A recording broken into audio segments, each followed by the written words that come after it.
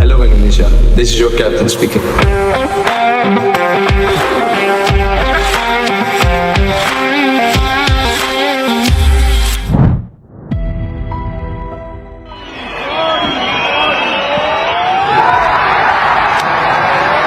Mereka yang bangga dan terluka jelang mengawal Indonesia menuju Piala Dunia.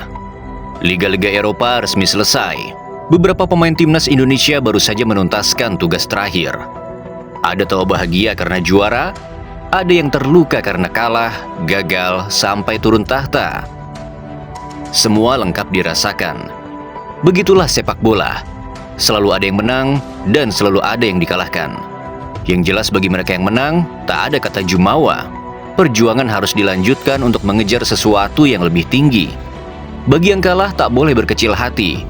Masih ada kesempatan di kemudian hari. Beberapa punggawa Garuda ada yang baru bermain malam dan dini hari tadi. Sebut saja Maes Hilgers dan Kevin Dix. Nasib keduanya sangat disayangkan, berkebalikan.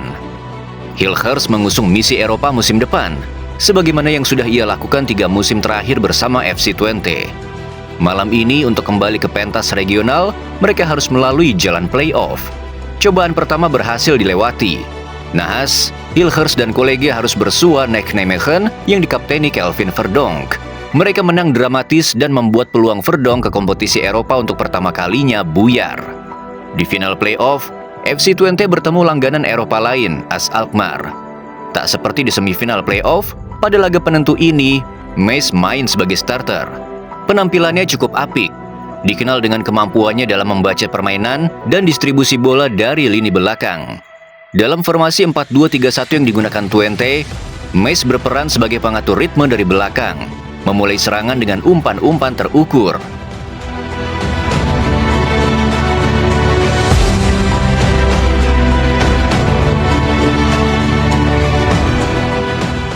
Kendati tak 90 menit di lapangan, ia tetap menunjukkan karakter yang kuat.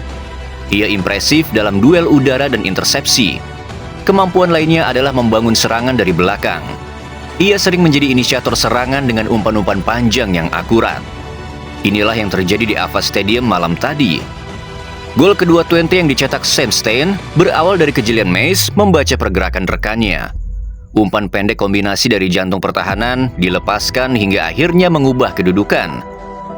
Maes sebenarnya bukanlah tipe bek flamboyan. Dia bukan yang menjadi sorotan utama kamera. Bukan pula palang pintu yang mengandalkan kekuatan semata. Ia adalah pemikir di jantung pertahanan FC Twente. Filosofi bermainnya sederhana. Mainkan bola dengan kepala dingin, jagalah ruang dengan hati yang waspada. Maes tak terburu-buru. Ia mengalirkan bola seperti puisi. Kadang pendek, kadang panjang, tapi selalu dengan maksud. Dalam filosofi permainannya, risiko bukan musuh, tapi sahabat yang harus dikenali dengan akal sehat. Saat dihadapkan pada pressing lawan, ia tidak panik. Ia membaca, menunggu, lalu melepaskan umpan diagonal yang membelah garis. Inilah bagian dari filosofi kalkulasi dalam keberanian. Sebuah pendekatan yang menjadikan keputusan sebagai senjata bukan hanya kekuatan fisik. Maes bermain bukan hanya dengan kaki, tapi dengan posisi. Ia tidak peduli selalu melakukan tackle untuk memenangkan bola karena ia telah berada di tempat yang tepat sejak awal. Filosofinya meminjam ajaran dari para bek elegan zaman dulu. Dia menyadari bahwa ruang adalah kunci. Ia tidak menjaganya secara agresif, tetapi dengan bijak. Ia menutup jalur umpan, bukan sekadar berlari memburu bayangan striker. Bagi Maes, bertahan bukan hanya soal mencegah gol. Ia adalah seni menjaga keseimbangan. Ia tidak tampil untuk menjadi pahlawan, tapi untuk menciptakan rasa aman. Dalam filosofi ini, kita melihat sosok yang menghayati setiap detik pertandingan sebagai ritme yang harus dijaga. Ia adalah konduktor dari belakang. Sayang, performanya di babak kedua menurun semalam. Filosofinya tidak berjalan, pergerakannya mendadak terbatas, seiring intensitas yang naik pesat. FC Twente kebobolan 2 gol. Ia lantas ditarik keluar tepat saat pertandingan berjalan 70 menit. Dan pada akhirnya, Maes dan kawan-kawan kalah 2-3 dan gagal menembus Eropa.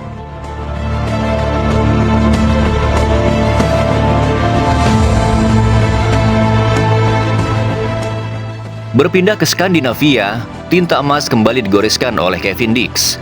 Pada hari terakhirnya sebagai pemain FC Copenhagen, Kevin memberi kado perpisahan paling indah. Pertama, ia mencetak gol dalam kemenangan 3-0 atas Nordsjælland. Gol dibukukan pada awal babak kedua lewat titik 12 pas. Ini sekaligus jadi gol ke-22 untuk Copenhagen. Musim depan, ia pindah ke Liga Jerman. Kedua, kemenangan di Stadion Parken dini hari tadi juga menasbihkan FC Copenhagen sebagai jawara Liga Denmark. Kevin kini tercatat sudah 3 kali membawa timnya juara Liga. Tentu saja itu bukan gol dan trofi terakhir yang bisa diraih, sebab klub ibu kota masih memiliki kesempatan juara.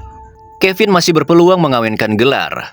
Kamis nanti, mereka akan bersua Silkeborg di final Piala Denmark. Copenhagen jelas diunggulkan. Bahkan Kevin bisa kembali mencatatkan namanya di papan skor. Fakta membuktikan, Silkeborg adalah salah satu klub yang pernah dibobol bek timnas Indonesia tersebut. Banyaknya gol yang dicetak Kevin merupakan gambaran nyata bahwa dia bek modern. Ia adalah pelintas batas, dari bertahan menuju menyerang, dari peran pelindung ke pencipta peluang.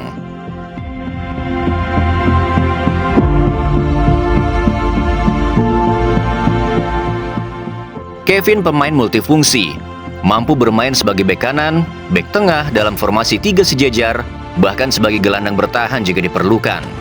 Dalam fase transisi, sosoknya semakin vital. Ia cepat naik ke atas saat tim menyerang, tapi juga sigap mundur ketika kehilangan momentum. Ia memahami tempo permainan seperti konduktor memahami irama. Dia bukan sekadar pemain yang bisanya hanya lari, hanya crossing. Kevin bisa memilih kapan harus berlari. Itu yang membedakannya dari banyak bek lain. Dalam setiap overlap ada maksud. Dalam setiap recovery run ada kesadaran. Musim ini Kevin mencetak 10 gol, kebanyakan dari titik putih. Walaupun begitu, itu menunjukkan bahwa dia punya mental baja dan akurasi tingkat tinggi. Tapi jangan salah, keputusannya menjadi algojo bukan hanya karena bisa menendang. Itu karena dia pemain yang bisa dipercaya saat tekanan mencapai puncaknya. Perlu diingat, tak semua pemain bisa tahan dalam tekanan. Tak banyak pemain yang berani maju ke depan, jadi sosok penentu. Mental seperti inilah sebagai senjata utama penendang penalti, apapun posisinya. Adapun dalam sistem permainan FC Copenhagen, Kevin adalah penyambung nafas antar lini, memberi stabilitas sekaligus menjadi inspirasi lewat kerja kerasnya. Kevin satu-satunya punggawa Indonesia yang sukses besar. Tepat di akhir pekan Liga, di penghujung masa baktinya, ia mencetak gol dan mempersembahkan piala. Sementara yang lain sudah gagal duluan. Meis yang sebelumnya menyingkirkan Kelvin Verdonk akhirnya tersingkir juga. Lalu di Italia, muncul 2 nama yang nahasnya bernasib serupa. Kapten timnas Indonesia yang juga kapten Venezia, Jay Itzes, gagal menuntaskan nazar. Venezia gagal dia pertahankan di kasta tertinggi Italia.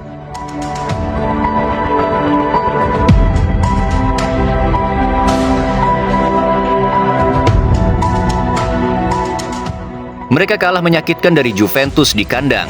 Hanya saja, Jay absen di laga pamungkas Liga Italia. Ia terkena akumulasi kartu pada laga sebelumnya. Dengan terpaksa dan penuh sesal, ia membiarkan rekan yang lain berjuang, lalu gagal. Tak ada yang lebih menyakitkan dari seorang pemain yang hanya melihat para kolega menentukan hidup dan mati tim yang dibela, dan sementara ia hanya mengandalkan doa, tak bisa melakukan apa-apa. Lalu akhirnya tim jatuh ke divisi bawah. Perasaan getir sedang berkecamuk dalam benak Jay, membiarkan Venezia terjerembab di peringkat 19. Celakanya, ketika hati sedang kalap, perasaan sedih tak terkira, Jay sudah dinantikan memimpin negara. Ya, ada Indonesia yang butuh kepemimpinannya. Dengan situasi sekarang jelas sulit, tapi Jay bukan pemain baru. Ia bukan anak kemarin sore. Orang seperti dia dengan jiwa leadership yang tinggi justru punya banyak cara untuk menemukan titik balik. Inilah yang diusung bersama Indonesia. Bangkit atas namanya sendiri dan mempersembahkan kemenangan untuk Garuda kala bersua China awal bulan depan. Di Italia, Jay tidak sendiri. Kompatriot dari klub lain Emil Audero lebih dulu merasakan kegagalan. Mungkin rasanya tak sehancur Kapten Garuda yang mesti turun kasta. Tapi tetap saja, gagal naik tahta memiliki ruang sakitnya tersendiri. Emil yang musim ini berseragam Palermo di Serie B berpeluang promosi ke Serie A. Mereka melaju ke babak playoff usai menempati peringkat ke-8 klasemen akhir. Apa mau dikata, di fase pertama playoff, Palermo sudah gugur.